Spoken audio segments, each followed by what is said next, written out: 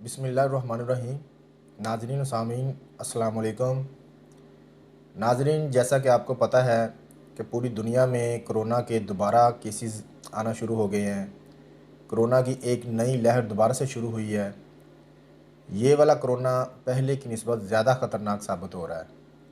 अब जो कोरोना के केस रिपोर्ट हो रहे हैं, इनमें शरह अमवात पहले की निस्बत ज़्यादा है। पाकिस्तान में तस्दीक शुदा केसेस की तादाद 4,06,800 से प्लस है। और ऐसे भी बहुत से केसेस हैं जिनके टेस्ट ना होने की वजह से उनको ये नहीं पता कि उनको भी कोरोना हो चुका है। पाकिस्तान में सूरत हाल काफ़ी बेहतर थी। उसके बाद लॉकडाउन ख़त्म हो गया था, लेकिन हम ये नहीं कह सकते कि कोरोना मुकम्मल तौर पर ख़त्म हो गया था। WHO की इंस्ट्रक्शन के मुताबिक कोरोना मुकम्मल तौर पर ख़त्म नहीं हुआ था। पिछले 1 माह से कोरोना के दोबारा केस बढ़ना शुरू हो गए हैं। इसी वजह से बहुत सारे ममालिक में और पाकिस्तान में भी दोबारा जो स्मार्ट लॉकडाउन है वो शुरू हुआ है। पाकिस्तान में सूरत हाल बेहतर होने की वजह से लॉकडाउन ख़त्म कर दिया गया था। लोगों ने फ्रीली आपस में मिलना जुलना शुरू कर दिया था।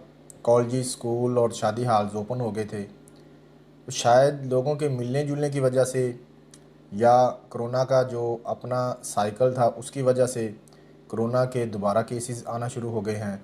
गो कि हमारे मुल्क की पॉलिसी है कि हमने मुकम्मल लॉकडाउन नहीं करना, एक तरह का स्मार्ट लॉकडाउन करना है। बल्कि अगर इकॉनमी की सूरत हाल देखें तो मुकम्मल लॉकडाउन होना भी नहीं चाहिए। लेकिन इसके साथ हर फ़र्द की जो इनफरादी ज़िम्मेदारी है वो ये है कि हमें कोरोना से बचने के लिए जो बुनियादी असूल हैं, SOPs हैं, उन पर मुकम्मल अमल करने की ज़रूरत है। और वो ये है कि हम जब भी घर से बाहर निकलें, जब भी किसी बाज़ार में जाएं, किसी रश वाली जगह पर जाएं, किसी शॉपिंग सेंटर में जाएं या किसी भी शॉप में जाएं तो मास्क ज़रूर पहन कर रखें।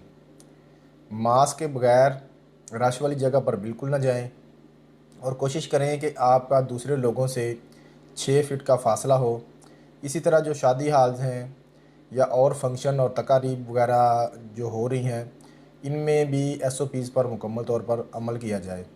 और कोशिश करें कि बाज़ारों में और रश वाली जगह पर गैर ज़रूरी तौर पर मत जाया करें। इसी तरह इनफरादी तौर पर ज़रूरी है कि हम कुछ हदायत पर अमल करें। वो ये है कि हमारे हाथ जो हैं वो गैर ज़रूरी तौर पर हमारे चेहरे के करीब ना जाएं, यानी कि आँखों को हाथ लगाना, नाक और मुंह में उंगली नहीं जानी चाहिए। हमारे हाथ गैर ज़रूरी तौर पर हमारे मुंह को टच नहीं करने चाहिए। अगर हाथ लगाना बहुत ज़रूरी है तो पहले अपने हाथों को अच्छी तरह साबुन से धोएं और कम से कम साबुन से 20 सेकंड के लिए अपने हाथों को अच्छी तरह धोएं। सैनिटाइज़र भी ठीक है, लेकिन अगर आपके पास पानी और साबुन मौजूद है तो साबुन से हाथ धोना सैनिटाइज़र से बेहतर है।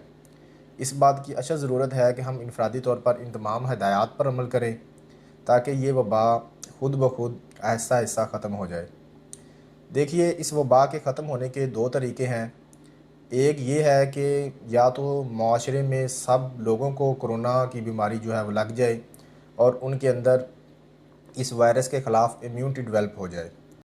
और दूसरा ये है कि इस वायरस को एक शख्स से दूसरे शख्स में मुंतकिल होने का मौका ना मिले, यानी कि जो शख्स कोरोना वायरस से इन्फेक्टेड है वो अगर 14 दिन तक अपने आप को आइसोलेट करके रखेगा तो वो किसी को भी ये बीमारी नहीं फैलाएगा और वायरस अपनी लाइफ पूरी होने के बाद खुद ही ख़त्म हो जाएगा। नाजरीन, इस बीमारी ने पूरी दुनिया के अंदर वबा की शक्ल अख्तियार करके हमारी सोशल लाइफ, हमारी इकनॉमिक लाइफ और हमारी पर्सनल लाइफ को बुरी तरह मुतासर किया है। क्योंकि इस बीमारी की अभी तक कोई कामयाब वैक्सीन या कोई भी कामयाब इलाज दरियाफ़्त नहीं हो सका। लिहाजा इससे बचने का हल सिर्फ यही है कि हम मास्क पहनें, दूसरों से 6 फीट का फ़ासला रखें, बार बार हाथ जो हैं उनको 20 सेकंड तक साबुन से धोएं और जितने भी SOPs हैं इस बीमारी से बचने के लिए उन पर मुकम्मल अमल करें। मेरी रिक्वेस्ट है आपसे, ख़ास तौर पर उन लोगों से जो अभी तक कोरोना को झूठ समझते हैं, कि खुदारा कोरोना को झूठ मत समझिए, ये वबा कितनी ख़तरनाक है उनसे पूछिए जाके जिनके प्यारे इस वबा की वजह से दुनिया छोड़ गए हैं। मेरी दुआ है कि अल्लाह ताला हम सब को इस मूज़ी वबा से महफूज रखे। आमीन। अस्सलामु अलैकुम वरहमतुल्लाहि वबरकातुहू।